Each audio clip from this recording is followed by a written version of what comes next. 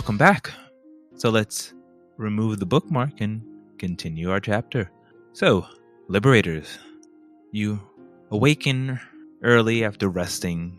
You couldn't really sleep much. You all benefited from a long rest, yes, but everyone was on edge, so you were able to wake up. What do you do? Duran waits for the familiar aroma of Monaco's cooking.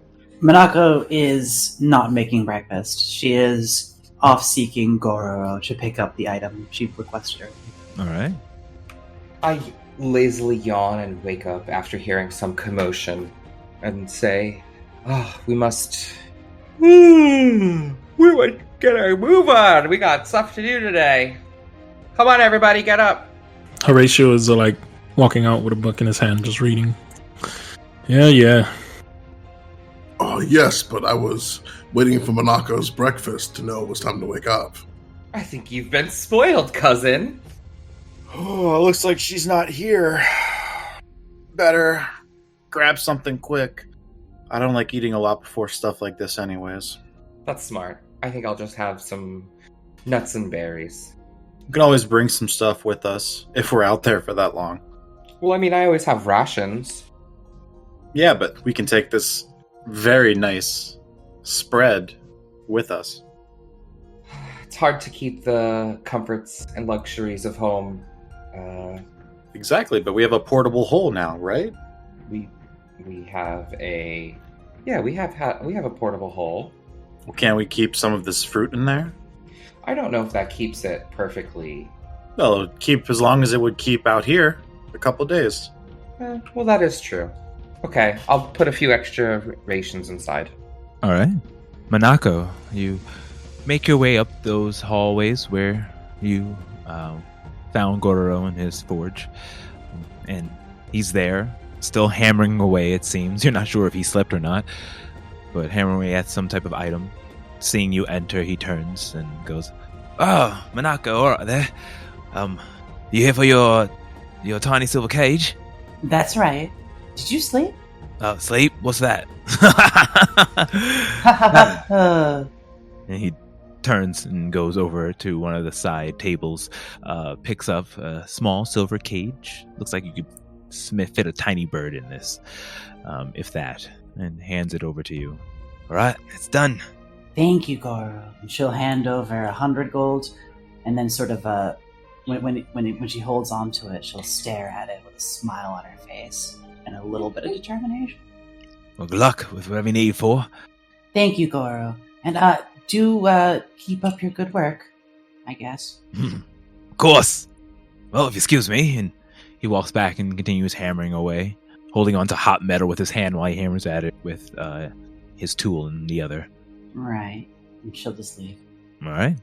Are you heading back towards the Liberator communal place, or...? That is correct. She's going to go back to where the Liberators are, to join with the rest of the Liberators. Yes. You start to make your way down there, and you see coming up from the opposite corridor, when you're about 20 feet away, is Kai. He looks at you, spotting you, and gives you a smile, and you meet up at the doorway to where everyone else is staying. After you, my lady. Oh, right. She'll just open it up and kind of give him, a nervous look and pass by him. Okay. You guys see that Monako and Kai have walked in. Good morning, everyone. How are we feeling? Ready. Pretty good. Ready? Hungry. Ready to do this thing. Cousin, there's food on the table. Monako, It's not the same. He's gotten spoiled because of you. Look at him brood. She just grins. You like my cooking. I'm not the only one. Loves your... Too much, I think. I don't think there could ever be too much. You're right, I love it too. Who am I kidding? But Kai, we are ready. He smiles during this interaction and says, "All right, okay, let's head to the grounds and follow me." And he begins walking out towards the exit of the Great Temple of Nyx. Duran grabs his decoys. Whoa, Okay. what are those, Duran? These are extra recruits to balance out our numbers. Oh, that's actually a really good idea. Before we go, I think there's one thing that I would like to do to bolster us. It should just take a moment, and King will put his hands out as he has done before and gesture for everyone to hold on. And once everyone does, I will cast Aid and twin it. Actually, no, I'll just cast it twice at 3rd level to target all of us and give us the 10 maximum HP for 8 hours. All right, so you all feel the energy from King give you more invigoration, and you feel your constitution rise, increasing your maximum HP. Myliki bolsters us. Remember, the ground you walk on is hers. That's not all that bolsters us. We also have each other and the power of Nyx. Praise be to Nyx, too. And she'll take some time to sort of shore up everyone's resolve, activating the inspiring meter. All right. And you all gain the temporary hit points from Monaco's inspiring words. You all feel pretty bolstered right now between the powers of King and Monaco. And even if you weren't religious, you do feel a slight feeling of nostalgia and warmth as the goddesses embrace you with their energies. Kai, wiping back a tear after feeling this, says, "All right, let's go."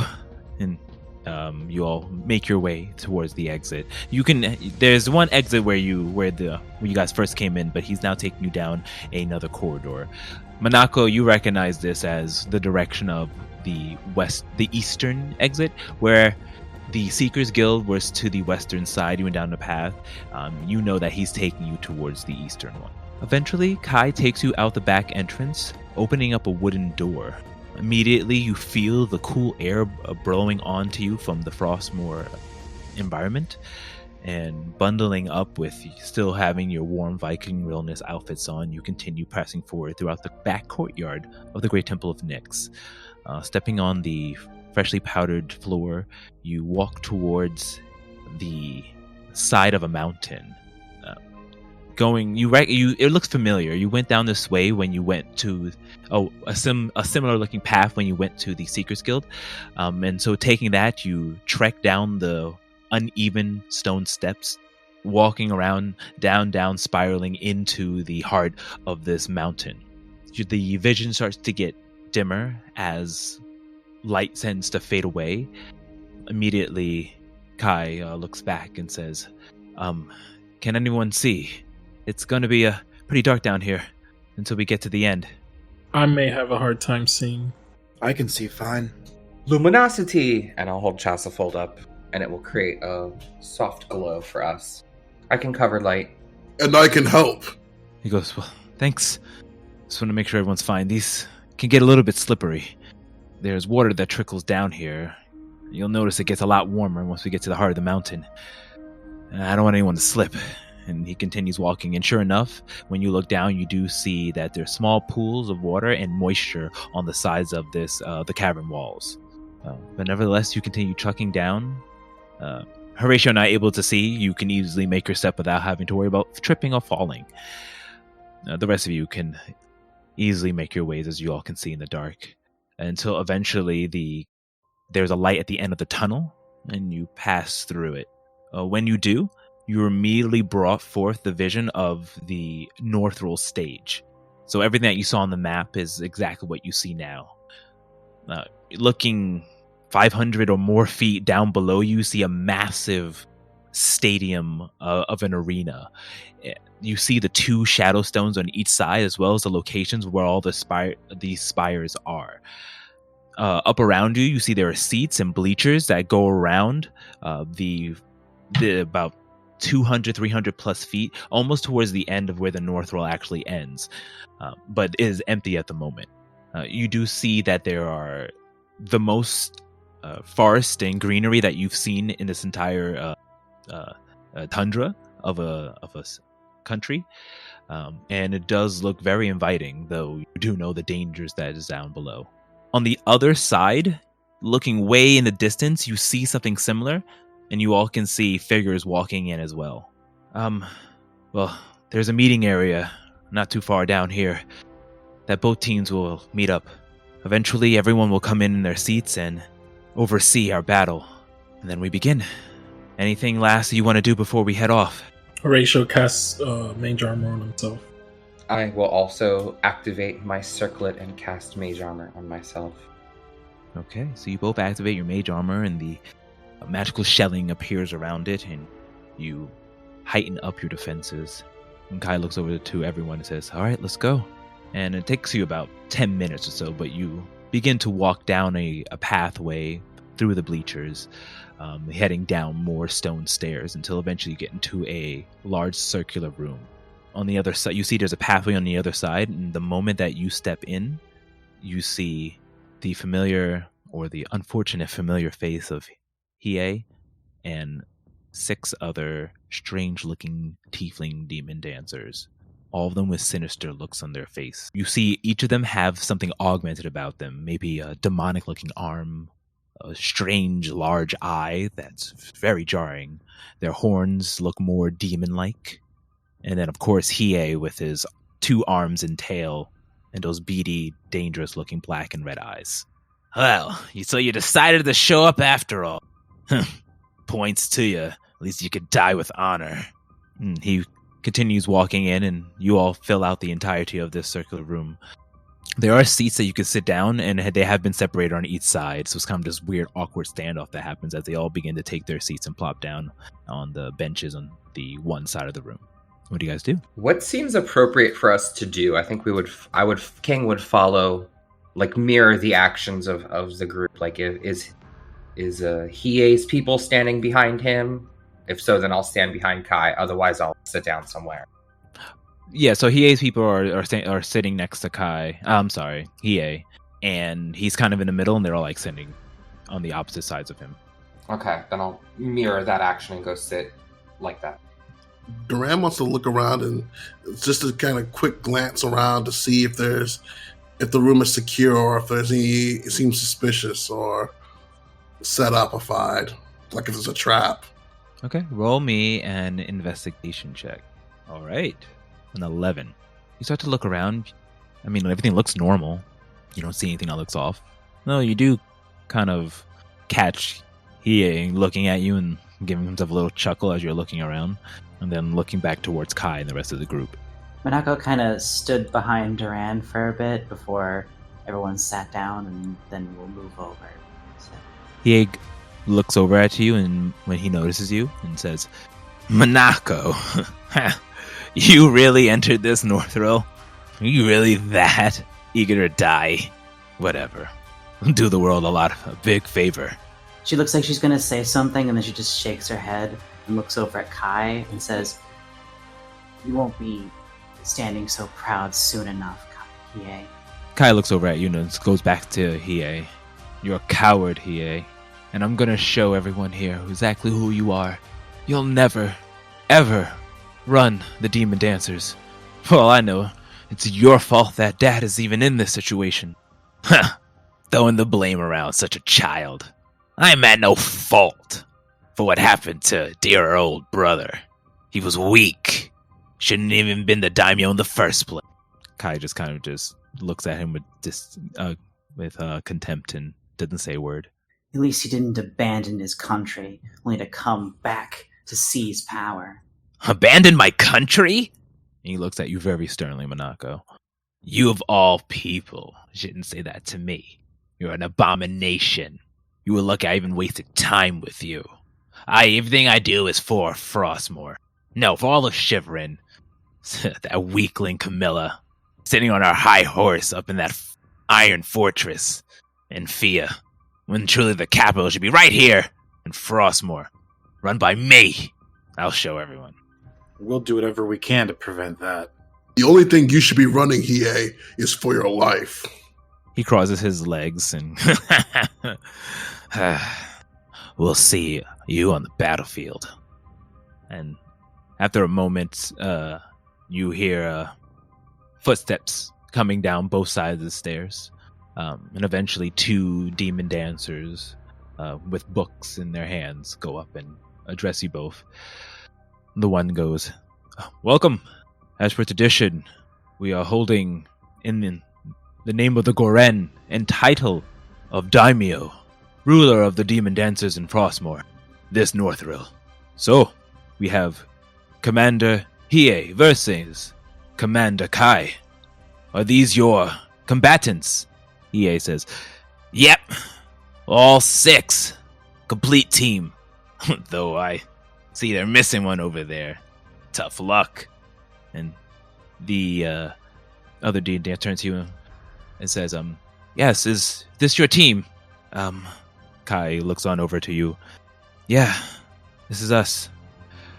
Well then, by accordance to state, and walking down the stairs at that moment, you see Ren, and her hair is tied back in a ponytail, and she's in normal armor, no longer wearing the symbol of the Stone Demon Dancer or anything of her captain gear. And also her sword looks more average than it did before, as all the Demon Dancer swords tend to have a little glow to it. No, we have a 7th member. I will join the Liberators in Kai. And he goes, what? You're a demon. You're a captain of the Demon Dancers. You can't.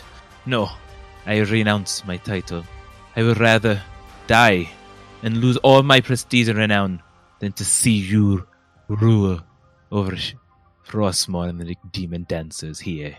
And then she looks over at King and gives him a smile. I'll force a smile and nod. Well, what the fuck? I can't believe. So be it. You have all your members. The Demon Dancer with the book says, please make your way to your battlefield stations. The viewers have arrived, and we will commence the Northrill in 10 minutes. Huh, fine. Let's go. And EA and his Demon Dancers walk off with their Demon Dancer officiator, while the other one goes over to you. Follow me, and begins walking. Ren, why did you give up your title? You've worked so hard to be the captain. I know, but this is Hiei. He's full of secrets. Look at even his body.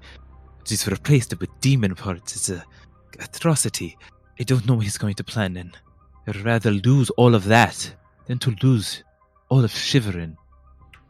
That is quite the sacrifice, and I recognize how much this city means to you, and I support you in your decision. Thank you for joining our team. With you here, I know we can win. She looks over to you and puts her hand on your shoulder, and you can already tell the sheer size difference between two of you as she's completely covering your shoulders. You have shown me a miracle, an untiefling with a vagary, and one such as powerful as yours. I know. This is the great Nyx's. This is her way. This is exactly what she wants. I put all my faith in you, and all your friends and allies. We can do this. And we will not disappoint. I know. Oh, I know. And she continues walking with the rest of you. At that point, Horatio kind of slows Ren down and says to her, I'm so glad you joined us. I'm sure it came at a great cost, but I promise you that it won't be in vain. And then Horatio would go in the portable hole, and he would pull out the extra earring of sending, hands it over, comes back out, puts the hole away, and hands it over to Ren and says, put this on and just think of what you want to tell us and it'll happen. This way you can communicate with us. Come on, let's go. And Horatio would walk to the rest of the group. Ren slows down, looks on over to you, and slowly grabs the earring, clasping it onto her left ear. Thank you, Horatio. I won't let you down. We will defeat Hiei and save all of Frostmourne, no, all of Shiverin. Now let's go. We have a tyrant to defeat. And then she turns around, jogging back up to catch up with the rest of the group. Eventually, as you go through this winding corridor of stone steps, you make it from this kind of claustrophobic-like stone mountain area to a vast open forest terrain. The light shines on top, and it's kind of jarring because all of Shiverin is, or all of Duskhaven is dark. But you now see that there is a pseudo light shining from the sky, almost emulating the sun, giving you all full vision. And you get used to it very quickly, though. You see up above in the rafters, tons of demon dancers just piling up, Ooh. and several different little podiums on the top up there where you see more robic dressed demon dancers there holding books and papers, almost like they're officiators. Walking through, the one official looks over to you. All right, then. You will hear the sound of the bang, and that will mean that the game has commenced. Make your preparations. We will begin in 5 minutes. And he looks to you, bows, and goes back up while the door behind him slams shut and then disappears and then becomes just a wall. Are we on the field now, like next to Crystal? Yes. Our Your stone. shadow stone. Our shadow stone. Mhm. Okay. You can now just see how vast and large it is. Multiple football fields distance away is the sheer size of the map or the terrain that is the Northrill. You are all on the field in Northrill. Anything you want to do in this last 5 minutes now that you are here? I'm gonna look towards Kai and Ren and say, did he say we could prepare? Yes. Okay. Well, Blanket of Night Goddess Nyx, I feel her presence deep within me, and I think I have something special to show you, especially you now, and I'll look towards Ren and give her a wink. I'm gonna walk a little bit closer to our crystal Shadowstone, and I will say, I'll put Chasufold down and channel forth the energy, and I will say, Deton Dohiki, and slam my hands on the ground and cast Wall of Stone and create this stone dome around the Shadowstone and envelop it. Okay. And how long does it take to do this? It is, I guess, instantaneous, but I can hold concentration on it for up to 10 minutes, and then it will become permanent. Okay. So, you go ahead and use the shout the stone incantation, and once you do, slamming your hands into the ground, invoking the energy of stone, you pull up from the ground a large stone block. It's almost mud-like until it hardens instantly. And then you continue to do this, and you kind of dance and sway when you're doing it, trying to emulate the movements of your demon dancing into it, and continuing to make these mud-piled, tall, thick walls until finally it completely encompasses the Shadowstone. It then hardens up, and it's slowly becoming harder and harder. 10 minutes will take for you to concentrate on this one. But you cannot see the white shadow stone anymore, as it has been covered by your mud wall that's hardening. After I finish the dome, while I'm still concentrating on it, I'm gonna give everyone sort of like a tee and like hold my fingers up like peace sign, like look what I could do, and say like I think an extra layer of protection might buy us some time should they sneak past us somehow. They'll have to get through this first. Incredible. Smart thinking, cousin. This is amazing, Ren says. Your skill with stone is great as well. And she looks over to you and roll me an insight check. As she looks over to me and I incite her, I'm going to say, are you impressed with this Miss Dancer? Okay, natural 20, 24. She looks to you. You immediately pick up almost pheromone energy coming from her, as she is very impressed and turned on by your performance, and almost like you see heart-shaped pupils in her eyes as she looks at you, and she goes, I'm very much impressed. You are so talented. And it's almost a strange, awkward pause as you guys are kind of staring at each other, eyes locking, until she shakes her head and goes, I think we're ready. I will stay here and guard the stone as well. You all can go out. Great. Maybe you could set some traps. I don't know if that's your specialty, but that might be a good idea now that you and Kai are here. Of course. Yes. I can set many things. I have quite the talent with stone dancing. So I think I know what I can do. And then Kai, you can take the perimeter out there and keep an eye up. With your ability to fly and move quickly, you can report back. Right. Good idea. And the rest of you, are you good to handle the trenches? Nako glances at Cal. I look back over to Minako, and I think we're as ready as we can be. All right. So after you guys finish preparing and look at each other, a loud is heard, and you know that is the signal of the beginning of the Northrill. I'll say in everyone's mind, don't forget your plans, guys. Let's go.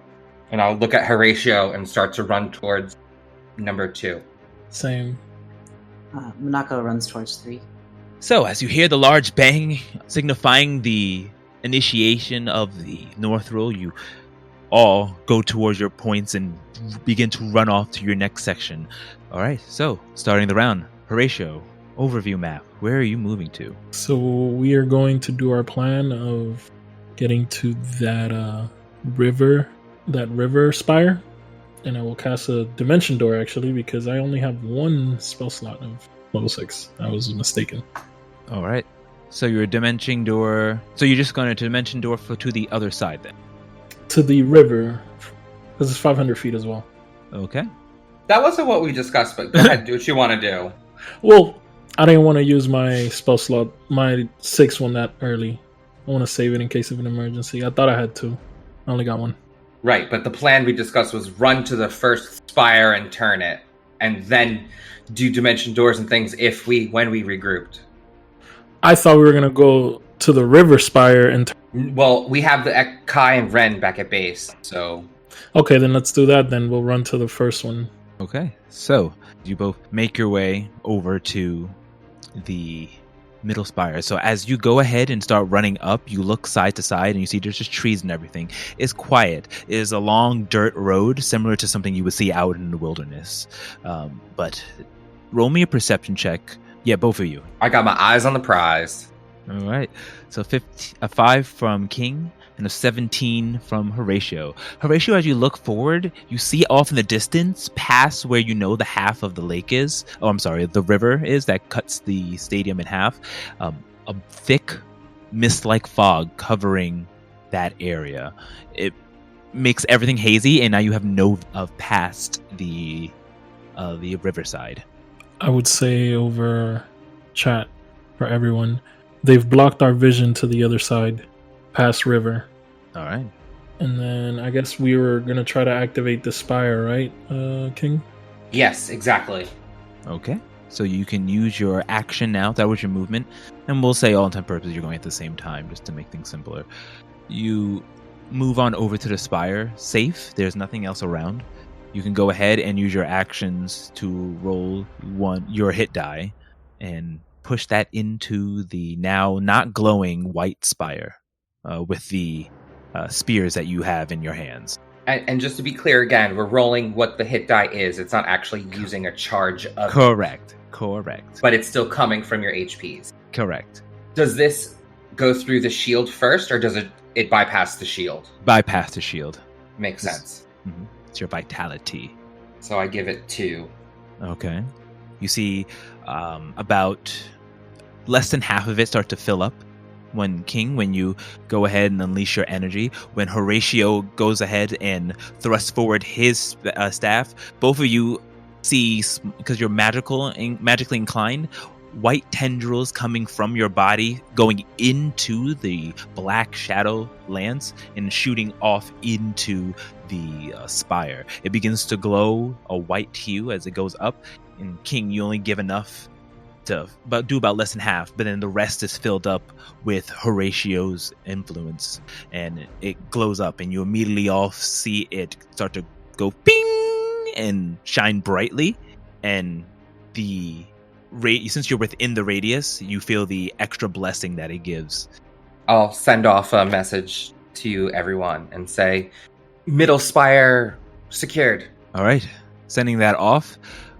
We'll say the next group will be Monaco's group. Monaco, are you by yourself? No, you are with Cal. Okay, so the two of you can go. Where are you going? Unless you're splitting up. No. Okay. So you go ahead and run to the spire, getting close to it, taking out your your shadow spears, thrusting up towards the spire. You go to release the energies. Go ahead and roll me your hit dice worth. Okay, 4. So you take 4 damage. You both go to charge it. Manako, you get it halfway up there. Cal, you go to release your energy, but it's just something's off, and you're unable to draw out your energy, and it doesn't pull from it. You don't connect with the shadow lance, and it's almost full. The light goes all the way up to the very brim of the spire, but it's not completed yet. You two will have to try again next turn if you want to, but you know that at least one more will activate it. Okay. HP wise. There's something off here, I say mentally. It's alright. We'll stay behind. We'll keep going when it's ready. Okay. Kai is going to just remain there, but he's making his rounds, securing the perimeter with Ren. Okay, Duran, you are alone. Where would you like to go? What would you like to do? Then Duran's going to run ahead up to the exclamation point up there. Alrighty. So you take a few minutes to run up, make your way up to the next spire. You see it in the distance. You are also aware of the smoke that has appeared on the other side of the map, but not trying to take any worry to that. You go to the spire. You can take out your soul shadow spear, shadow lance, and attempt to charge it up if you would like. Duran is going to do so. Okay. Go ahead and roll a hit die. All right, and I get to use one of my fighter hit dice, right? Not one of my rogue hit dice. Whichever one you would like to use. All right. 9. You release forth your energy, connecting with the shadow lance, and you see once again you see it for the first time, but once again it fills up its white light shining, and you feel the protection of the energy within that 30-foot radius from the spire. So you have you've successfully activated 2 of your 3 first level spires. Okay. So looking forth, you guys don't notice anything. Everything still seems safe. It does look like, though, the mist is growing and getting closer, starting to touch in the waters. Horatio's group. So the middle group, you guys are up. If I cast the spell, it's going to take my action to get me there, so I can't activate the spire, right? The spire's already been activated. No, the second spire. No, let's run there, and then we'll try and activate it again. Yeah. Okay. So I want to try and, run up. The first thing you notice is that you can clearly see that the water that's not too far away from you is starting to become encompassed and encased in this fog. It's getting closer and closer to you. Nothing happens, and you make it there. So you can go ahead and decide to use your action to fill it up, or you can hunker down or do whatever you like. The action is yours. I feel like an attack is coming. Well, we still have to raise the spire. That's the part of the plan. Everyone's going to come here to rendezvous. Yeah, so let's raise the spire. Okay, I'll hold out my crystal shard rod and start to channel energy. All right. That's a 5 from Horatio. 5. So go ahead and apply your HP loss. And you both channel, and it quickly fills up, and once again you feel that within the 30-foot radius protecting this area. From the sides of it, you do see there are trees and other rocks in area that surround you, but there is a clear path ahead leading to the next section, what looks to be the enemy section. I'm gonna say rendezvous point activated. Hurry up, guys. It feels creepy. There's mist coming and overtaking this place. 17 versus your AC, King? That hits? Okay. So as you're charging and putting your lances up to the spire, you look over and you see shooting out of the mist a black arrow that, before you're even able to react, pierces you on your side, hitting you. You take 16 points of piercing damage, and I need you to make a Constitution saving throw. DM, actually, do I have a reaction? Yeah, you do have your reaction. So you notice Horatio's arcane ward jump right in front and take all of that damage. Okay. So before taking this hit, King, you're able to it's about to come close to you, noticing at the tinge of your the corner of your vision, Horatio, you use your arcane shield to block, protecting King from taking that damage. I'll say, you're right, they're incoming. Thanks, Horatio. And I'll ready for an oncoming attack. Okay. Horatio, 20 versus your AC. I'm sorry, 22 versus your AC. Yeah, that hits. Okay. You take 24 points of piercing damage, and you need to make a Constitution saving throw. Ooh. An arrow. So you were able to catch the one that was about to hit King, but at the same movement, like sort of in the shadow of the black arrow, another one comes and pierces you right on the right shoulder, and you throw back.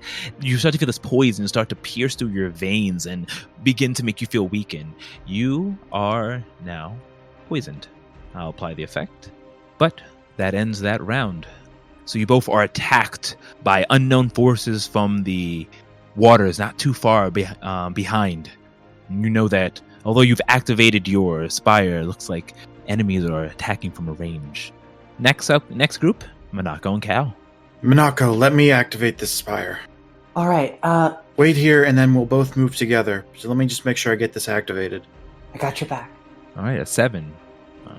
So you go ahead and thrust all of your energy into this Shadow's Lance. And in doing so, the light finally fills up completely, shining and giving you that area of protection. All right. Minako, should we go to C next? C was the monster, right? Yeah, that's how we would get the boon. And then we go light the next one, and we're supposed to meet up with everyone. Let's do it. All right. Okay. So the two of you dash your way up, going into the heavily dense area. So you begin to walk up towards the crossroad, where you see it's more dense with rocks and trees. But in this little clearing, sitting behind, or kind of slumped over in front of a pile of rocks, are 4 piles of armor. At the side of you, when you enter up, they begin to crackle and shudder and begin to shake, stand up, and you see swords that were probably thrown about the battlefield fly up and attach into their hands, or what would be their hands, but there's nothing there. It's kind of just floating.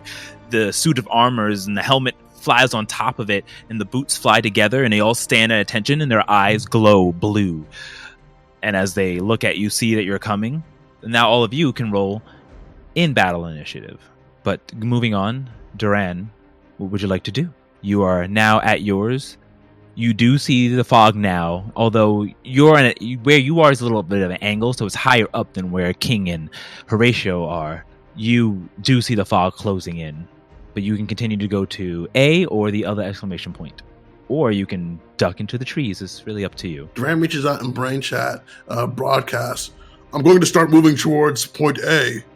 Horatio, King, are you guys still on your way?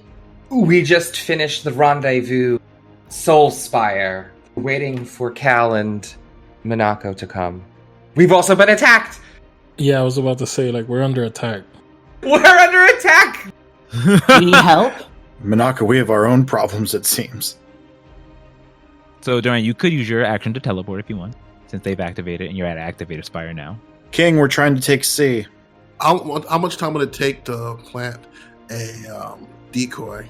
Ooh, I would say that would be a full action to officially plant it and get it all sturdy and all that. It'll take an action, so you wouldn't be able to teleport. I'm going to try to get there as soon as I can. We can hold out. I believe in you, King. Don't get hurt. Duran's gonna he's gonna start moving towards point A. All right. So, Duran, you after finishing activating the spire, you make your way up to point A and going into a. Can I use my bonus action to use my rogue ability to stealth before I start running over there? Oh, totally. Go ahead and roll me a stealth check. Now I'm gonna use my lucky feature to re-roll that D20. Go ahead and use that luck point. Ooh, 28. Much better. So, making your way over towards the inner forest area, that is point A, you do come across a eroded area. So Duran, you run up into point A, what looks like more of a jungle enclave area, or forest with overturned trees and rocks sprawled about. Coming up, you see against 2 of the large trees are 2 stone statues in the form of beasts, gargoyles to be exact. They look not moving, though you do get an eerie feel from them. Nothing has happened, and you have snuck here, so you still have your action. So you can see that they're about 5, 10, 15, 20, 25, about 30 or so feet away from you at this moment. 30 feet away from me. Ooh. Yeah. And they're not moving. They don't notice you. So let's say on your next turn, you can sneak up there and do something because you're very stealthy at the moment. Or you could do some type of range attack if you like. In that case, then Duran's going to cut. And they look like. Do they look like live gargoyles or stone gargoyles? They look just stone right now. Duran is going to try to stay stealth and to approach the gargoyles and get as close as he can within his movement and turn available. All right. So, hopping back to the middle group, you guys have just been hit by arrows. There's enemies that you cannot see, and you are in the middle. You still have your actions. You can do whatever you would like with it. And things pretty much anything goes, depending within reason. Or you can use it to continue and just run into the what you call it, mist. I'm gonna say to Horatio, they totally said they're gonna try and kill us. There's no not non-lethal combat in this scenario. Oh yeah, no, that much is clear. Because he's poisoned. Okay, I will. With that, I'm going to whip Chasifol around in a fluid motion and sprinkle pollen on us and cast Shield of Faith and say, "Let's bolster ourselves until our allies get here." And a dusting of pollen coats our magical armors and gives us an additional boon. Okay, so you casting the pollen garden, and it touches upon all of you, the both of you, keep bolstering yourselves. Is there anything? So then I will pluck one of the leaves from Chasifold and hand it to Horatio and sort of hand it / yam it in his mouth and cast Cure Wounds on him at level 1 using one of my charges. All right. How far away is this mist? From you guys now, the mist is about 50 feet. 50 feet? Mm-hmm. The water's 30 feet, and actually, yeah, the edge of the water's 30 feet, and there's about 10, 20 feet between there. So the mist is starting to edge up on the water, so it's about 50 feet away. But it's making its way closer. Okay, I want to throw a fireball, right towards where I feel the center of it is. Okay. So you just want to... Okay. Roll me a D100. Ooh. 11. Okay. So 11%. So, go ahead and you cast... So you're casting Fireball? Yes, at the 3rd level. I'm not going to go crazy with it right now. All right. So you go ahead and cast Fireball, throwing it off to where you feel you might be able to get somebody. Releasing this flame torrent. You hear... Roll damage. Sweet. Visually, would you describe it as reducing the mist? No, it's not reducing the mist. Okay, interesting. By seeing this is interesting indeed. By seeing this, you're like, how come the mist didn't get blown away? It's almost as if it's solid itself. 13 wounds. Alright, got it, thank you. So, healing and then lobbing fireballs, you hear the screams and howls of a target that has been burned and attacked by Horatio's blast. Though the mist does not separate. On the contrary, it seems to be continuing to grow and getting closer. At this point, it has now reached your side of the beach and is continuing to go up. Duran, you then witness coming from behind the gargoyles, this mist as well. It's starting to fill up. Gonna broadcast, be like, I think we got someone, but there's more coming in this, continuing to envelop us. It's thick, be careful. They're trying to take our vision away. All right. So, back to the crossroads versus the animated armors. Looks like they get to go first. So Minako Cow, you see them clanking and starting to walk on over. So the animated armors all begin to walk in formation, closing the gap between you. You're still about 15 feet away from them, and they've seemed to use their entire movements to get as close as possible. And you don't see any type of ranged ability. All right, so Minako, you're up first. All right, you got this, Cal. Let's do this. And then and she will unleash a salvo of Eldritch Blasts. All right. Oh, she will cast Hex on one first as a bonus action. Okay. giving it disadvantage on strength ability checks. All right, here. All right, so you go ahead and place on the hex, and the symbol of the burning hand appears over their heads. Then, after cursing them, you launch forth your attack of Eldritch Blast. Roll for that attack. 26, that is definitely a hit. Roll that damage. All right, 6 points of damage as you release forth the first Eldritch Blast, blasting the third animated armor. It bounces back, almost teetering over before getting back on both feet. Oh, it does bounce back. It bounces back 10 feet, as once it's hit by the blast, a small tear opens up around it, and another tentacle comes out, this time pushing it 10 feet instead of pulling it. Okay. And it will also take an additional damage from Hex. Roll that Hex die. All right, I'll apply that. So 11 points of damage in total. As Monaco, you cast your Hex, push back with the Eldritch Blast. It's the tentacles thrust it behind 10 feet. It still manages to get back on its feet with its sword drawn, ready to attack. Another one is unleashed. 14, that misses. Natural 1, that misses. So you let loose your other Eldritch Blast one after another, but unfortunately they go awry. One flies to the left, one flies up too high and doesn't hit anything. Ah! Monaco, make sure you get some space. It seems like they can't move that far. She'll back up. How far do you want to back up? Okay. So Monaco, you end your turn by backing all the way up, going to the top area so you can keep your distance. Up next is Cal. All right, so I am going to. I'm going to start the shooting, as they say. I'm going to. Is that so? Animated armor number 3 is the one that is prone. No, it just got pushed back. It just got pushed back. Okay. Mhm. Well, then I'm going to target it first and unleash a shot from my magic revolver. All right. Roll that attack. 12. That misses. And I'll release another shot from the pistol. Same pistol. All right. 11. God. That misses. And frustrated, I'll take one final shot.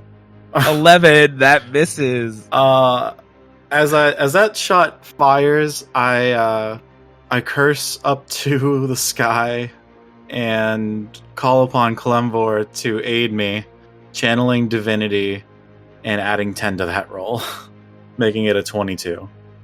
All right. That hits. Go ahead and roll damage. All right. Well, I tried. I'm so sorry. It's like the worst rolls today. Oh, so a 1, so a total of 5 damage to the Yeah. animate armor number 3. So, Cal, you go ahead and fire shots, and you just seem to be missing them one another, and these armors are just kind of standing there, not moving, and you just can't. The nervousness of being in the Northrill seems to be messing both of you up, and your shots are going awry. It's too bright in here. I know. God. Clemvor, give me strength for these next one. Okay, so you also take the defensive vision and start to go back, trying to get a better lock on. The sun, maybe a little, or the pseudo sun, maybe a little bit too bright for you. You're not used to this Northrill coming to see this. All right, Monaco. Let's get our heads on straight for this. All right. Moving on to Duran. There's no initiative yet because you have not started combat. So Duran, whatever you would like to do, you could do it now. Brandon's going to approach the. Actually, he's going to reach out through his through brain chat to his friend Darunis. Are you all ready to meet at Point A yet? No, we have incoming attacks. Are you sure you don't need my help? Reinforce Middle Spire too. What does it take to teleport over there? Well, you have to go back to Aspire to do that, and you'll have to use your movement in that action. So you can leave here, yes, then teleport. You're at halfway, might as well just run and join us. Yeah, or you can just run at that point. Can I use if it's only just movement to get over there, can I just use my bonus action, dash action from Rogue feature to go over there? Yes, I will allow that. Thank you for your kindness, Dungeon Master. Yeah, because the distance between the two isn't that great, so you'll be able to make it with your dash action. Duran's gonna sprint over to try to help them as quickly as he can. Using your movement to make it to the middle spire. meeting up with King and Horatio. Looking on, you do see that the mist is growing and will soon probably overtake all of you. Oh no. But is there anything you want to do? There's no enemies you can see right now. You're not sure, so you still have your action, though. Like, you can run into the mists if you want. Does he meet up with us? Like, we see him? Yeah, you guys see him coming up. He hops over the bushes, making his way to the other side, dodging all the rough terrain. Thank goodness you've made it here, Duran. They're coming from the mists. They're shooting arrows now, so be careful. They probably intend to take this spire. Duran is the most I'd like to do. I'd like to, let's see the positioning is. Would it be possible for Duran to take the dodge action and then use his movement that he didn't use to get there to move into the smoke to try to get to the enemies? So you go ahead, taking dodge action, running into the smoke. Immediately, everything goes blank. You just see white smoke hovering around you. You can't see what's in front of you. Running in, you don't even know where you are. You just stand there, hoping that you can find your enemy. So everything is fully obscured. You're potentially in magical darkness, but except for it being dark, it's just all white. Oh yes, magical whiteness. It just feels very misty, though. Not like thick fog, more like just really heavy mist. Is this mist similar to the mist we saw at the camp with the imp battle? The camp of the what battle? The camp when we had the giant battle with the two minotaurs with lightning lances. No. The Centaurs, I guess. But some centaur-like. No. This is not the same. I can't see anything in this mist. And that's the... All right. So you'll end your turn in the middle of that area, lost in the mist. Back to the middle group. So, continuing with the middle group now. Horatio, King, you'd see that Duran ran off into the middle mist, lost, and it is getting closer to you. What do you do? Should we fight or wait for Cal and Minako to come? I think the fight is going to come to us at this point. Duran, can you get back to us? And should I just open an arcane gate to get Cal and Minako to us quicker? No, they seem to be in battle. I think that would be unwise. Save that for when we really need it. Let's just go reinforce him, and then I'll point towards the mist and just charge that direction. Let's reinforce Duran until our allies come, trying to join the battle. I haven't seen any of them yet. I don't think it's smart to go into the mist blind. Everyone broadcasts. I'm going to say, Duran continued down the middle spire. We're going to middle 3. We're going to reinforce him. Port to the rendezvous and join us when you can. And then I'll charge forward to try and support Duran. All right. So you charge forward, going into the mist to make your way across. I'll follow suit as well. Okay. You do notice as you're running across, and Duran, you notice it too, but you do walk across water, and it gets up to about your ankles as you walk across. But you do manage just to make it to the shore on the other side. You too, Horatio. I would not. No, I would start to mist. Once I got close to the water and seeing the mist, I would use 25 feet of my movement to start activating my vagary. And I would waltz across the water, knowing that I'm going into a battle and the sole healer of our group, preparing for the worst. Okay. Using that takes a little bit of movement, so you do end up still in the water area, but instead of ankle in, you dance brilliantly around, going into the mist. The one thing you pick up when you mist dance into the mist is that this is not ordinary mist. It feels like what you feel, almost. This is definitely a vagary. I'll feel if I can understand it and try and understand what this is as I'm activating mine and now picking this up. I'm going to try and focus on that, and I might need to do that next turn. But I'm also only using one charge, just so you know. Mm-hmm. But you do step onto the water, and you do not get wet.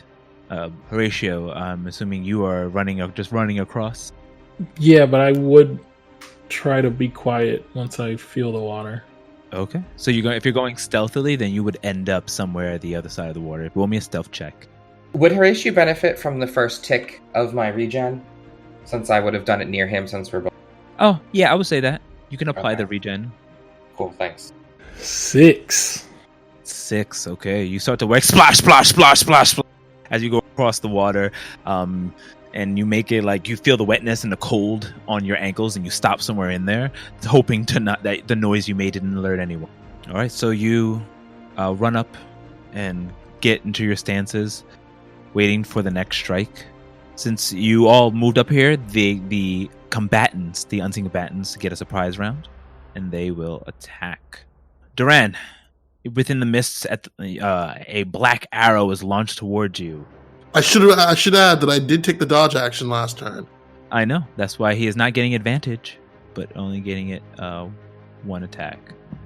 Okay, so that is a 19 versus your AC. Yep, that is my AC. Okay, so you take...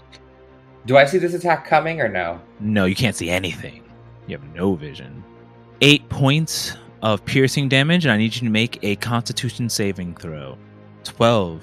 You are... Before that finishes, I'd like to use my Orabu bonus on that roll there, just before the results of it come up. Well, we see the results of the roll, but whether or not it's successful or bad, it's a pretty bad roll. I think I believe in Makar. 17. All right. So as you're struck with the arrow, feel it and pull it out, and immediately start to see this black vein start to crawl up. Thinking about Makar and the Arabu and trying to thrust it off and giving all your faith, you're able to push it out, flexing and shooting out all of the poison through the wound that has created. And you successfully save, and you are not poisoned. Poison arrows! Duran brain chats in a broadcast. Since you have your senses heightened with the dodge action, jump out the way, and the arrow misses. And that ends their turn. All right, so... Okay, Duran, so you have no idea where anything is. You're in the heart of the mist. You can't see anything, but you do know the arrow came from further ahead of you, towards where you know is the enemy base. King, I'm going to move ahead. Duran brain chats to King. Return to me if you need healing. And Duran is going to start moving towards this area over here, but before he does, he's going to use his action to take the dodge action again. Okay. He's going to move to give himself a little bit more guidance where he's moving. Very quickly, he's going to pull out his... He's going to do something very unnatural, never before seen in this campaign. He's going to pull out his own Seeker's Compass. Okay. And double check his bearings, and then he's going to keep moving into the fog towards the way the arrows are coming from. So Duran has ran into the mist, unseen, undistant. Duran, you look around, you're not able to make heads or tail of anything. No one makes attack, nothing happens. But King, you're up next. Okay, so knowing that it took me some of my movement to activate Vagary, Horatio probably have caught up in time for the start of my turn, so I'll be able to apply another tick of healing to him and myself. So let me first apply that to us. Ratio. And then I'll say, I don't know where Duran went, but maybe we can clear this mist and get this point. I'm heading in this direction towards where we know their spire is, and I'm going to try and go towards, while continuing to waltz and keep up my vagary, head in the direction of where we assume the soul spire is, M3. Okay. You continue to, you walk over the water, and one thing you do notice, although it takes movement to use your vagary, you are able to, just being on the water, dance so well onto it that it gives you that extra oomph, almost like your aqua glide acts, and you retain your movement as you're dancing over the water. But as soon as you get onto the land, you notice that those properties have disappeared, but safely making it to the other side. Can I also, as an action, try and focus and investigate on this mist from an internal powers perspective? Sure. Roll me an investigation check. And add your proficiency bonus. 17. So King, you begin to reach out, and you're sure of it now. This is some form of mist dancing. And you think that you might be able to find the source. huge. Whatever it is, they're powerful. Maybe it might be one or maybe even two. Two or one really powerful dancer. You're not sure as of yet, but I try and like I don't think that, because now I feel that way, I immediately would think like I can't do them. I'm still new at this, but maybe I can control the mist around us. And can I like sort of take the mist that's just in this small general area or work towards that? It might be my next turn action, but that's what I would try and think to do. You might be able to try something with your dancing and combining it with your King's Dominion, sure. And I'm going to try and still walk towards the spire, or sort of like look, try and look for that.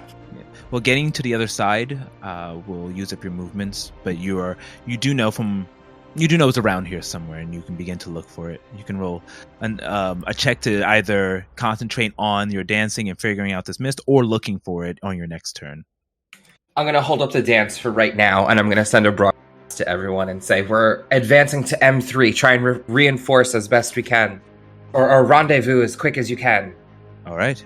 So, up next are the hidden perpetrators in the mist. Or perpetrator, you're not sure. You say you took the dodge action, Duran? Yeah, he said he did. Okay.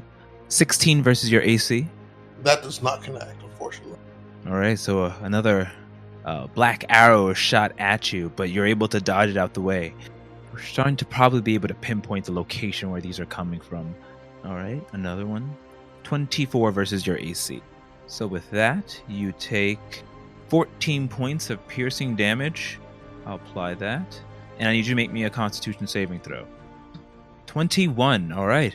Once again, you're able to stave off the poison, but your temporary hit points that you got from your allies before have been gone, and now you're starting to take actual damage to yourself. You hear footsteps off in the distance, and the perpetrator is still unseen, and they end their turn. Horatio, you're up next. Horatio would attempt to get to King, thinking King deals with this mist shit, so let me stay near him and just move in that direction. And I guess I'll ready a firebolt cantrip. Okay, so you ready a firebolt cantrip from whenever you see or are able to pinpoint where the perpetrator is. Anything else you want to do on your turn? No, that's the end of my turn. All right, so hopping back to the Crossroads map, Monaco, Cal, it is Cal's turn. So armor 1, go ahead and make its attack. All right, 18 versus your AC hits. All right, so slamming you with its body and weapons, it thrusts itself upon you, doing 3 points of damage, which is absorbed by your temporary HP. It goes ahead and makes a second strike. 22. That also hits. For another 6 points of damage. Ugh. So this metallic armor runs on across, clanking itself, throwing itself on you, knocking you back, coming again and doing it once again, slamming its armor onto your body. The second one will do the same thing. Run up, because you're closer. Oh, nope, can't do that. I can get right here. All right, attack number 1. 18 hits. Oh my gosh. 5 more points of damage. Attack number 2. 21 hits. 5 more points of damage. All right. The next armor will run up. Armor number 3. But we'll choose to just dash instead because we cannot reach.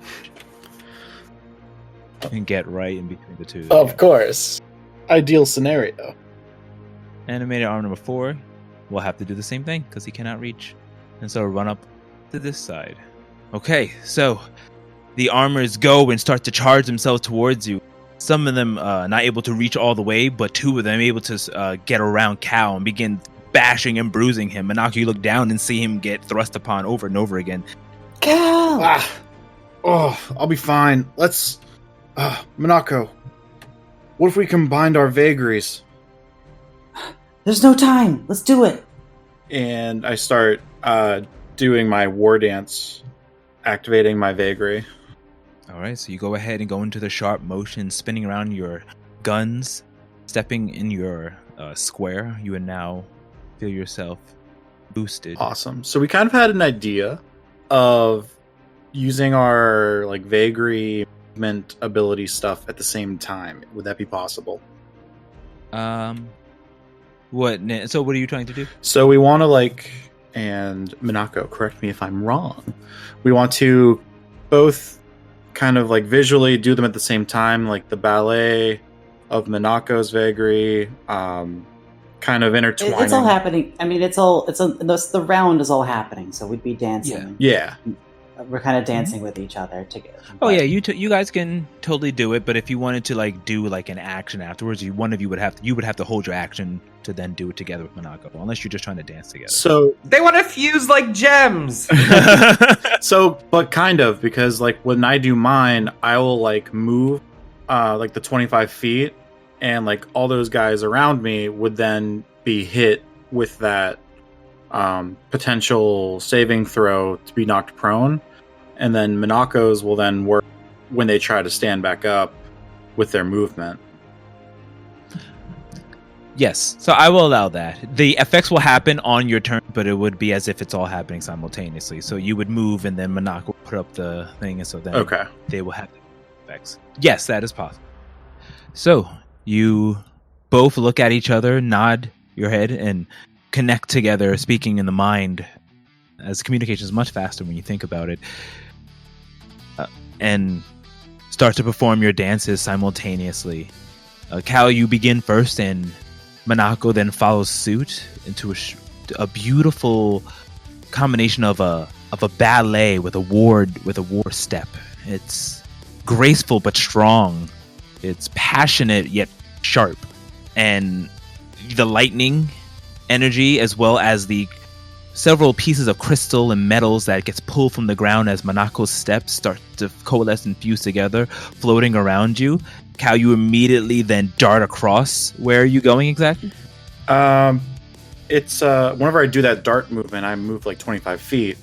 So I kind of wanted to circle around them. Okay, so you're positioning yourself so you can get three of the animated armor. Yes. So shot. Now they need to make a strength save. Okay. DC 12.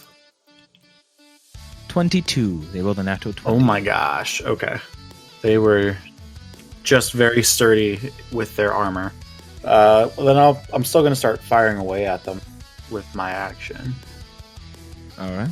So combining your dances together, the rock pile begins to rise up from the bottom, these crystalline structures, as your electricity from your feet zips you around, positioning yourself. You crash down, causing a thunder strike, shuddering and shaking the earth below, but the armors are sturdy, they're strong, and are able to keep themselves aloft.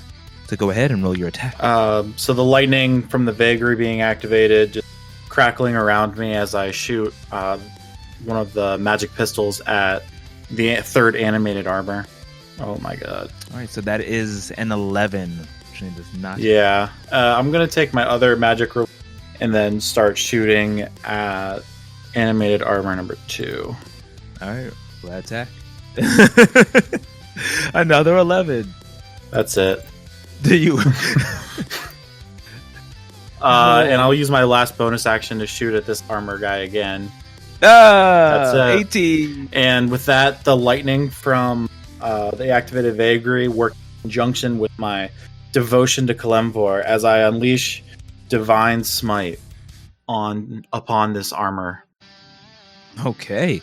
So after landing, taking out, you took several shots, then missing. Finally, closing one eye and aiming directly at the creature right in front of you.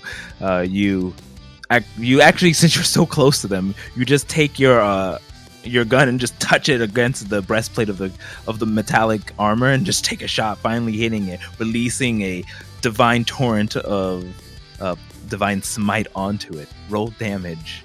5 damage. 5, Okay. 7, 2, so 14. 14 points of damage. Oh my goodness. So sad.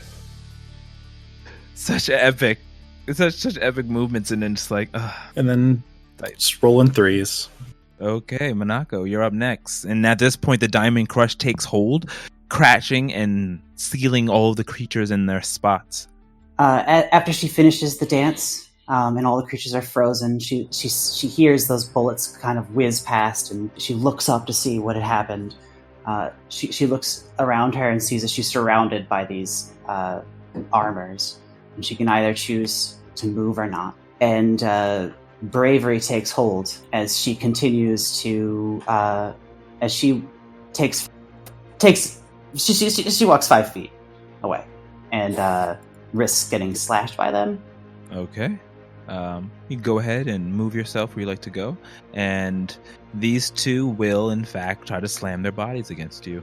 This is number 4 and number 3. Okay. That's a 14 versus your AC, which hits. You take 6 points of damage. And that is a natural 1. So the one animated armor tries to go towards and hits you and is able to slam its body onto you, hitting you back to the side. The other one tries to also hit, but the crystals and diamonds that you have pulled from the ground have wrapped up it so hard that it actually moves forward, unable to fall to the ground. It tears its lower half of its body, taking half damage. 3 points of piercing damage. All right, so still your go. And as she finishes her ballet, she unleashes a salvo of Eldritch Blasts at the animated armor number 3, which is the one that had the curse on it, right? Yes, this one's been all beat up. So it is after it is struck, there's a tear and a tentacle comes out and shoves it 10 feet away from her. Question: does that count as it moving? In this case, yes, because the way that it's flavored is that it's being held together, so you're force pushing it, so it will still take the damage nonetheless of breaking out of your... So you can go ahead and roll extra damage. 9 extra damage as halves because they're metal. If it's getting moved 10 feet, does that mean that I would hit it with an opportunity? No, that's force movement, so you won't get an opportunity. Okay. Go ahead and roll a hex damage on it, and I'll apply the damage. All right, 4 more damage. It's looking pretty rough. A second salvo will come out and attempt to hit this animated armor one more time. Okay. So, which one? You said number 3 was pushed 10 feet back? It was pushed 10 feet back. Okay, and you want to push it back again another 10 feet? Well, when it gets hit the second time, all that nonsense triggers again. Okay. All right, doing 9 more points of damage. All right.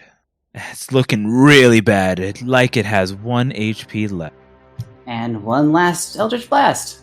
All right, roll that attack. Ooh, that is a miss, unfortunately. Since it left the Diamond's Crush, so it no longer has advantage, right? Yeah, it no longer has advantage on it, correct. Good. Just making sure. Mhm. And that will be it for her turn.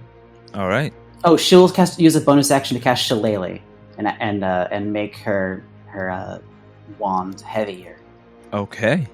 So, Monako, you fire a flurry of Eldritch Blast at the armor, hitting it with your hex and the power of the Force back out of your Diamond's Crush, scratching against the heel that was captured by the creature before trying one more, but missing, unfortunately. Casting the Shillelagh on your wand, it hardens up, and you get ready for the next attack. It's all one fluid motion for her. She flings these Eldritch Blasts and then holds it up, and it appears to get the weight then. And that's it. All right. So, Duran, in the mist, trying to make leeway, what would you like to do? Duran kind of looks at his arm and kind of considers the direction that last arrow came from in the Force. And he's going to stop. He's going to brain chat King and Horatio. I could tell they were hiding in the mist to use the fact that we couldn't see them to help their arrows strike home at a farther distance. But they may have never fought an enemy willing to run directly into the mouth of its prey. Duran's going to start performing his movements for his cloud dance technique. And once he's expended 25 of his movement performing the technique and activating his vagary, he's going to kind of take a low, deep stance into the movement while pulling out the magnetic blade on his back Okay. And after he crouches, he's going to release a swing using one of his burst abilities from his vagary to fire off a wind shot with his cloud vagary. Okay. The hope of his idea is that by firing a shot in the direction of where the arrows came from, he might be able to hit his assailant, or if even not that, dispel the mist enough to get a clean line of sight to his target. Okay. So you go ahead and complete the dance, and the winds begin to accumulate around your feet. As you do so, although the mist spins and furls around a little bit, doesn't really heavily affect it. This is a strong vagary. Assuming that is the vagary, it's an extremely strong one. You fire forth your attack into the distance, trying to go into the area where the arrows came from. Roll me a percentile die. Yes, that's 2%. Okay. So Duran, you go ahead and fire off your strike, and performing the technique. The magnetic blade begins to hum as you start to spin it, and it turns into a buzzsaw-like weapon, and then releases a shot of pure wind energy shooting out. You see that the path it takes does spread the mist out slightly, giving you maybe brief vision before closing in. But you do hear, ah! Roll damage. Duran and Horatio proving that they don't need the C to hit this motherfucker. Wait, did you say roll damage or to roll to hit? Roll damage. All right, 10 points of damage. Plus 1 magnetic damage. Plus 1 magnetic damage.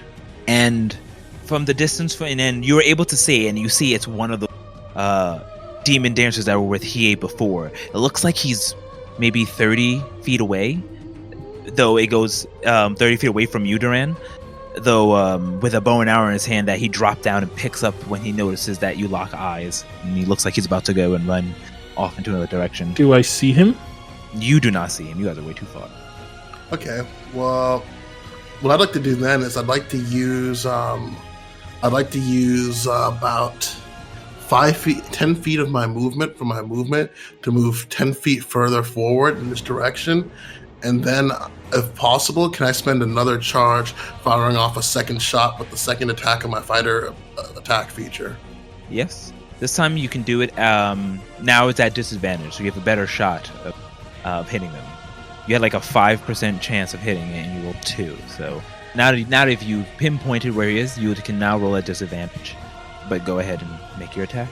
25 at disadvantage. Yikes. Go ahead and make that. Roll that damage. 10 more points of damage. Plus an additional 4 from the chaotic blade. As you continue with your strikes, it begins to continue to hum louder and louder. And you guys can hear the humming from Duran's blade. So you get a general vicinity of where he is as he lets forth another strike. Then I'm going to use my bonus action to move 30 feet up to the person. Okay. Moving up 30 feet, you don't exactly see where they are, but you do know they're in this general area. You'll still be at disadvantage for your attack. When I swung the second time and used my wind attack, did it create any kind of way for me to see him through the mist for at least a brief moment to run up to him? It only allows you to know the general direction, so that's how you're able to attack, but you can't exactly see him. This strong vagary that's being activated. Not stronger than Duran's determination. He's going to run forward. He's going to start moving forward, maybe about 10 feet towards where he heard the shout come from the last strike. All right, make that attack at disadvantage. Wait, do I actually get up to him? Yeah, he was 30 feet away, so you knew where he was. Like it split the fog just enough for you to pinpoint where they are, and they're not going to immediately. It's not their turn, so you're able to kind of catch up. All right, then Duran's going to blow his action surge to make 2 attacks at disadvantage. Okay. 12 does not hit, dropping that nat 20.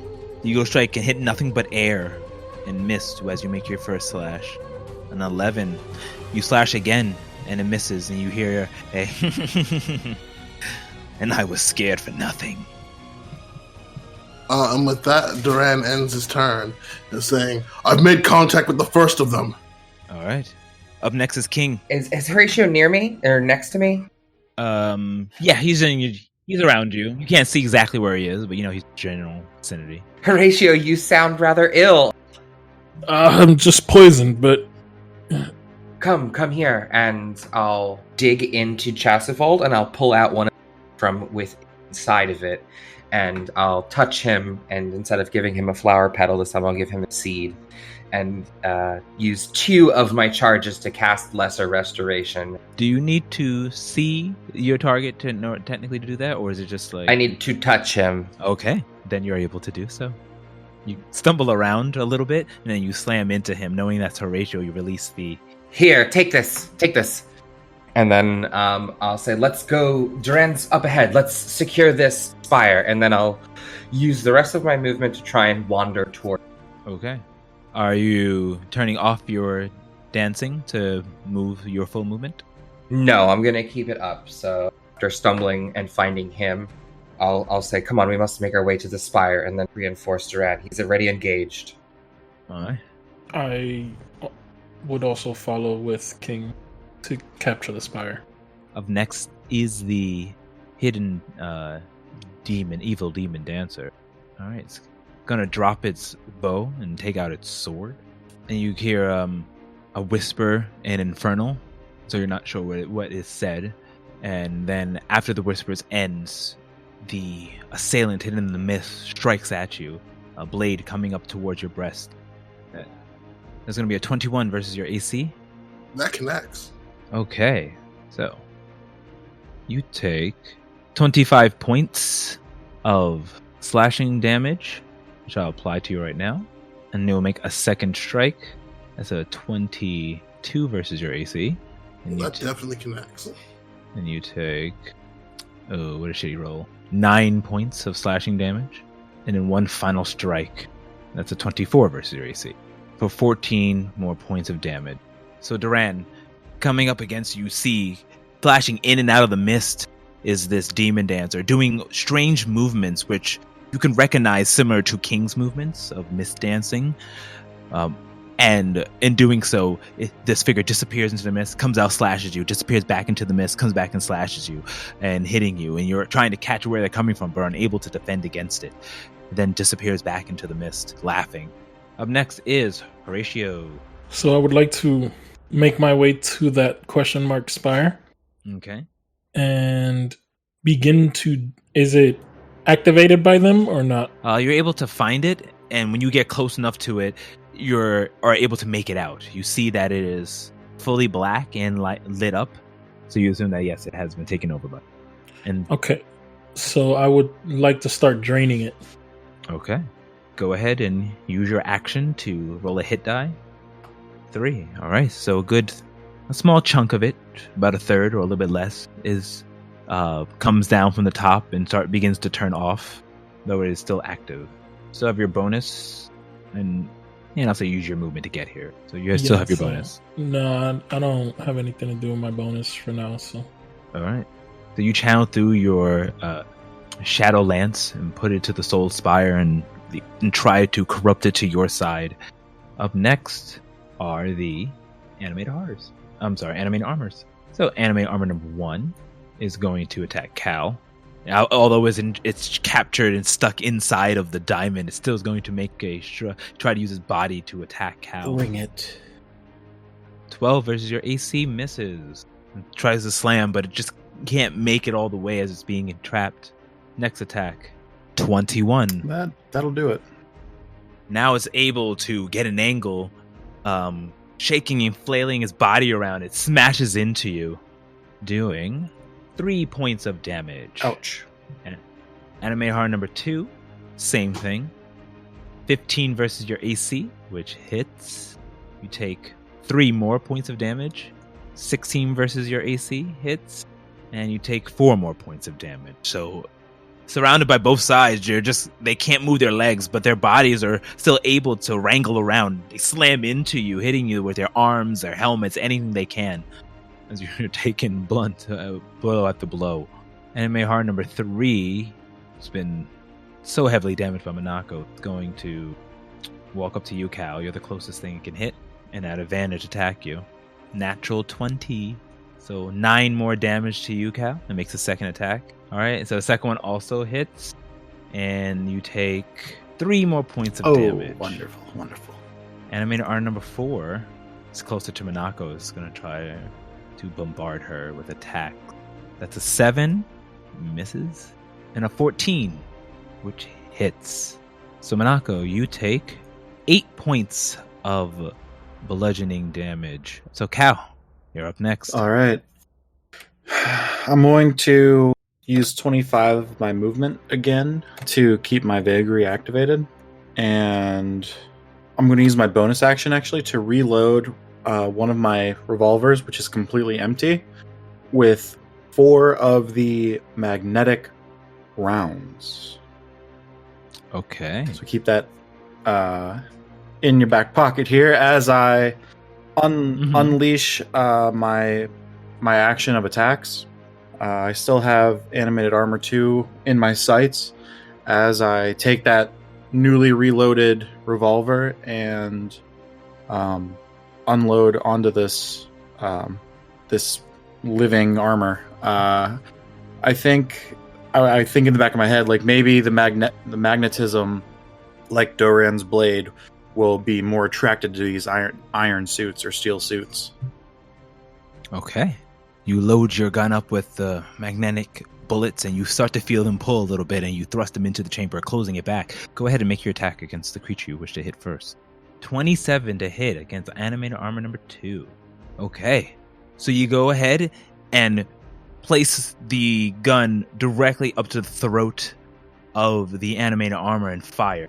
In doing so, you release it. It hits the back of the helmet, thrusting the helmet off before, and then as it bounces up, the bullet then leads on over to the nearest metallic object, which is animated armor number 1, and then hits that as well. Roll damage of both animated armor 1 and 2. I also was going to use level 1 spell slot of Divine Smite as well. I don't know. It will divinely smite both of them. That's awesome. Carried on the bullet. So you can target both of them and then roll your damage. Okay.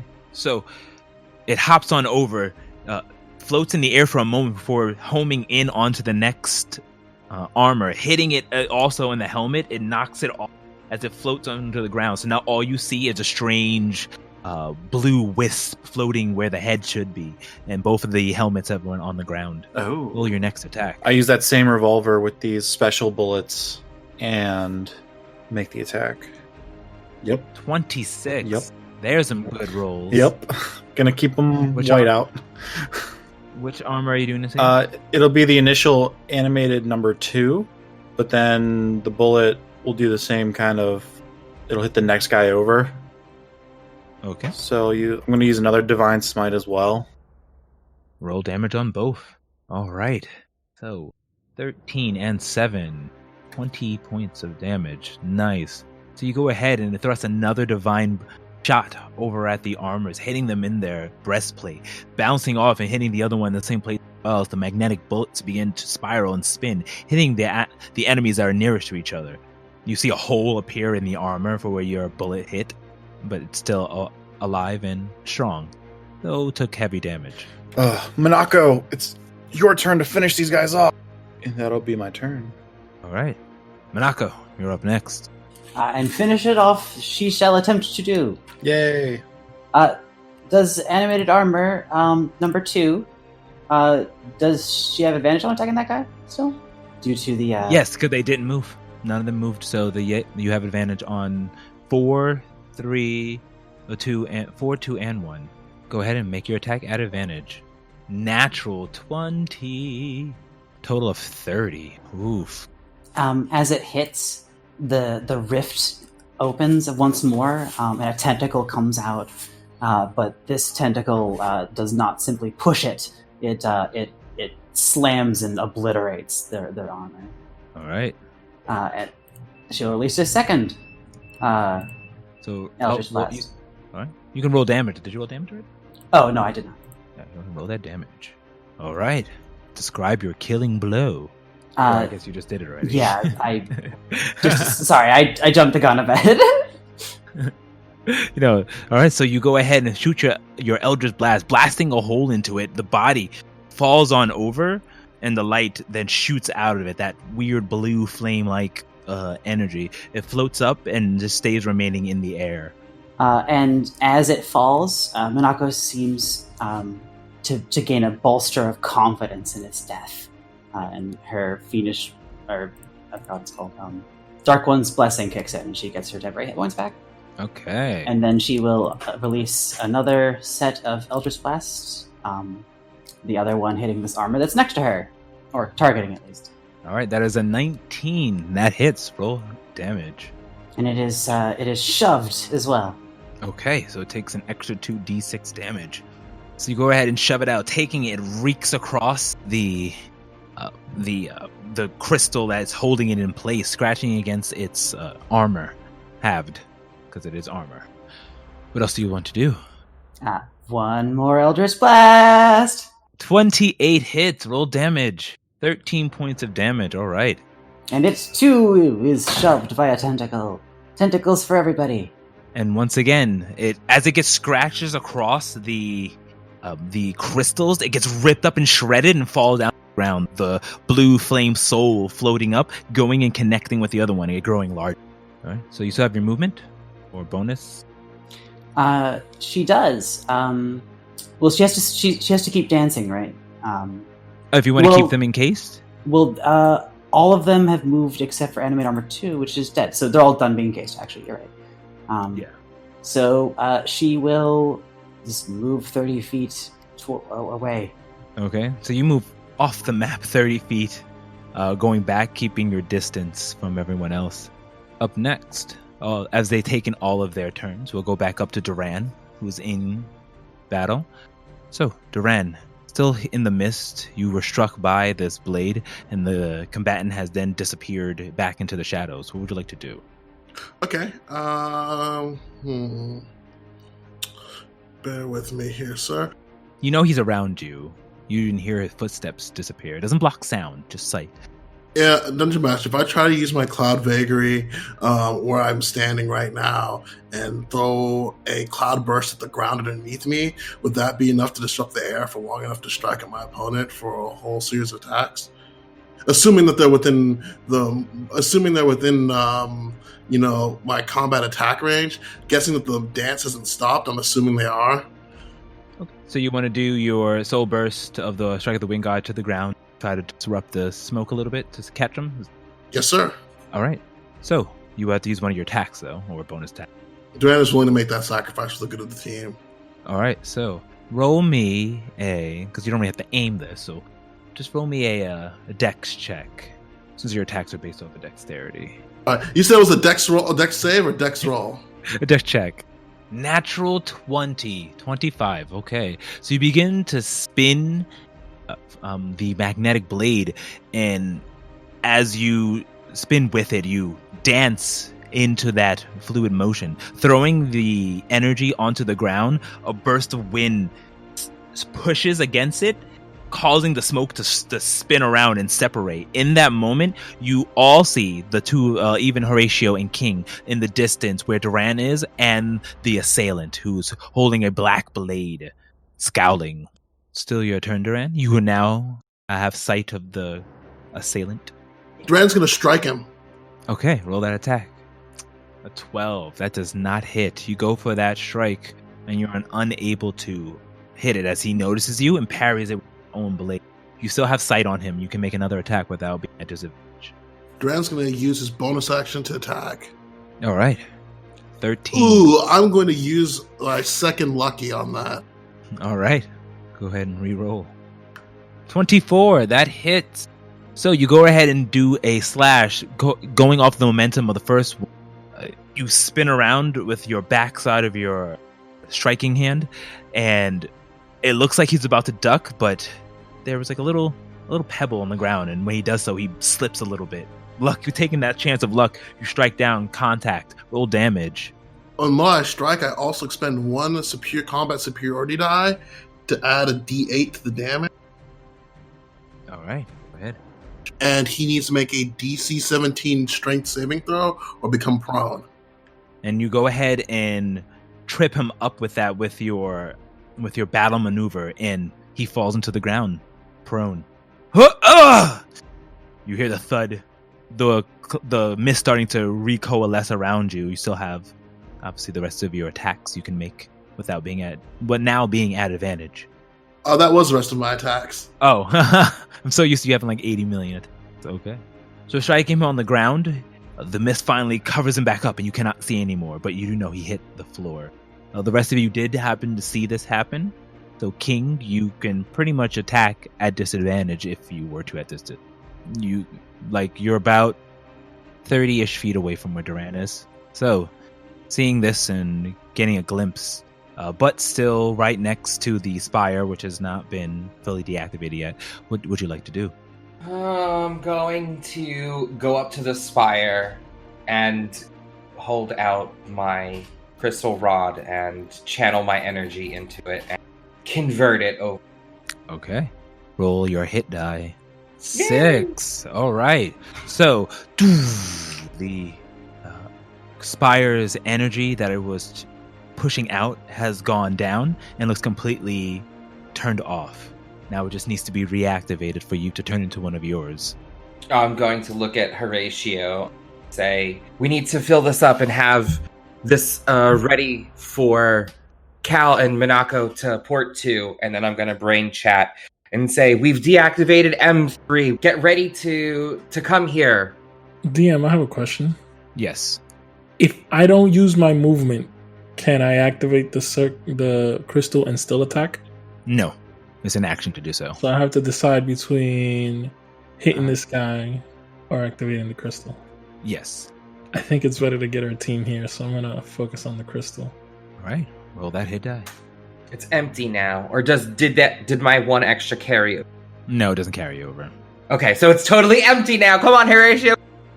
So Horatio, you go ahead and channel your energy into your Shadow Lance, into the Soul Spire. It fills up and gets to the very tip of it, but it does not fully activate.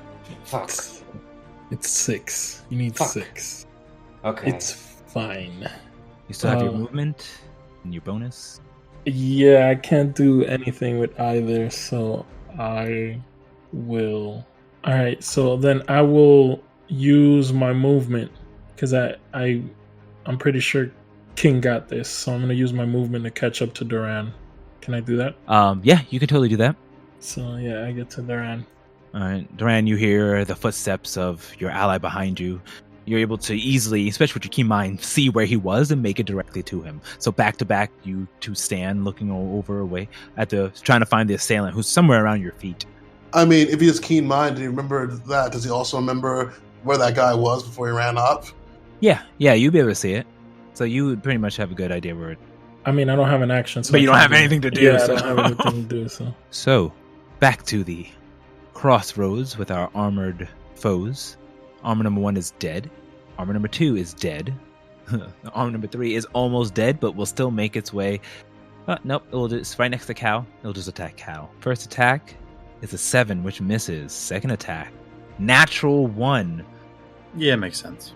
You're able to dodge left and right as it's trying to slam his body on it. As it goes for the second strike, you trip it a little bit, and it falls over prone, landing onto the ground, though hitting your foot a little bit when you realize how hard it is. Number 4 is going to move on over to Minako. First one, the 7, which misses. Second one, the 19, which hits. Minako, you take 8 points of bludgeoning damage as it slams into you. She lets out a strange laugh. Cal, you're up next. All right, I look at the armor to my left, and I swing over with the revolver that still has 2 regular shots in it, and I unload those bullets one by one at that armor. All right, roll your attack. So this is non-magical regular bullet gun or magical regular bullet gun? Magical regular bullet gun. Okay, got it. 15 misses, unfortunately. Oh, were you keeping your vagary active? I didn't say I was, but I would like to be. That's since fine. Since I started it up at like a couple turns ago. Right. You use your movement to continue your vagary. Yeah, and while doing that, can I then use a soul Yes, you burst can. to try? Go ahead Awesome. and roll that again. 19. That hits. So You shoot the Does first hit. bullet, and it goes past its head, and then it bends across, coming over to the other side of the helmet, and then hits it, knocking it asunder. Go ahead and roll damage. All right, describe your killing blow. Yes, so I released that bullet, and for whatever reason, whenever I saw the other animated armor number 4 attacking Monako, it distracted me, forcing the shot to fly left. But then I activate the lightning as it kind of darts from the barrel of my revolver, pulling the bullet back and going straight through the mist-like head of this armor in front of me. Okay. And doing your maneuver, striking it, going through the mist-like head, you see the body of the armor fall to pieces, hitting the ground, as nothing left floating in the air was just that blue wisp. And the one that was floating where it collected the other one, it collects this one as well and becomes larger. Okay. Leaving only one remaining. And I'll use my other bullet in that revolver to shoot it at the animated armor number 23 hits. Roll damage. All right, so 13 points of damage in total as you divine smite, hitting this armor. It gets knocked across a little bit and begins to lose a step, but then steps back on, still focusing on Monako. Anything else you'd like to do? I think I'm going to use my bonus action, that empty pistol that had the regular bullets in it, with 4 additional regular bullets, and that'll be my turn. Okay, snapping really quickly, you go and load the bullets, throwing them in the air, and then using the gun itself to catch them each, and then snapping it together all with one hand. You point and continue looking at it. Up next is Monako. Monako will see this animated armor upon her and see that the cursed creature has died. She takes a couple steps back, putting a hand against her arm and then pointing at it with her heavy staff, her heavy rod, and she says, "A curse is upon you!" and will move the hex onto it. Okay. Placing on the burning hand, it now floats above this armor. And then she will take a couple steps away, provoking an attack of opportunity, I think. Okay. It will attack with opportunity. Natural 1. It falls prone onto the ground as it tries to stab you, flipping on the dew or whatever, or the collection of moisture on the ground. And as it trips onto the ground, she will turn around and raise her arms up and mutter some words in Infernal, and a bonfire will erupt underneath it.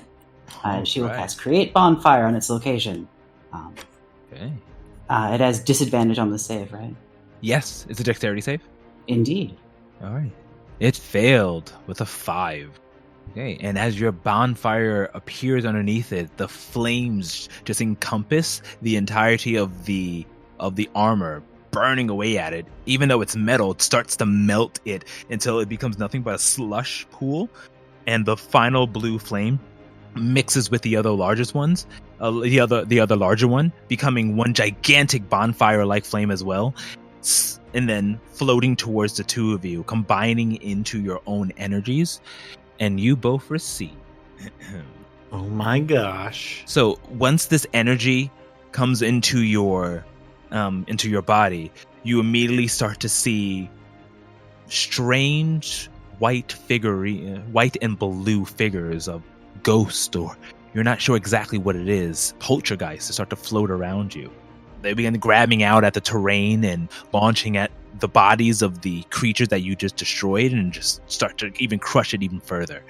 And you realize that you have, for maybe about an hour, the effects of spiritual guardians on you. Monako, we should take this advantage and help out our friends. They said they were at M3, right?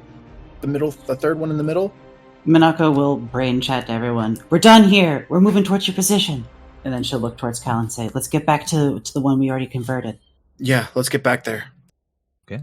So, you guys prepare to move yourselves there. You don't make it quite there yet, so you don't have any movement and actions remaining, but you head back towards the spire that you had activated previous. So, with the group hidden in the mist, you all look around when you all hear projected over your head, Guys, 2 got in.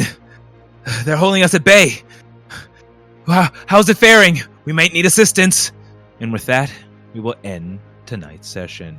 Ah, We start Yeah. fighting them. Oh my god, good session. Good session, yeah. So, what happens next?